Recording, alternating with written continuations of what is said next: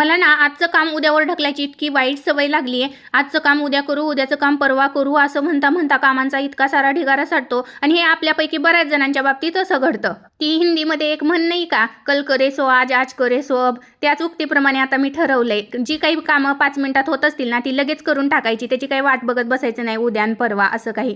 आमचा नाश्ता तिकडं चालला होता आणि बघा तुम्ही बघू शकता कालची कपडे माझी अजून घड्या घालायची तशीच होती. मग काय ती लगेच मी करायला घेतली. आता ठरवलंय छोटे छोटे बदल करायचे म्हणजे मोठा बदल घडत असतो. तर इकडं 4 दिवस झालं मला दळण करायचं होतं, ज्वारीचं पीठ संपलंय पण ते काही मला करणं होत नव्हतं. मी ठरवलंय आता छोटे छोटे बदल करायचे म्हणून लगेच मी दळण करायला घेतलं. झाडून सुद्धा पटकन काढून घेतलं आणि आठवडा झाले ह्या फणसाच्या बिया पडलेला होता आणि त्याला कोंब सुद्धा फुटलेत पण मला हे काही लावणं होई नाही आणि एक कुंडी सुद्धा रिकामी झाली होती. म्हटलं चला पटकन हे काम करून घेऊ. लगेचच मी कुंडीमध्ये माती भुसभुशीत करून त्या बिया लावून टाकल्या आणि झाडांना पाणी सुद्धा घालून घेतलं आणि झाडांना पाणी घातल्यानंतर झाडे एकदम फ्रेश दिसतात. मग तिकडेच मी बसून मस्त असं इकडे पुस्तक सुद्धा वाचलं आणि तुम्ही बघू शकता माझी बाल्कनी किती छान दिसते. चला बाय.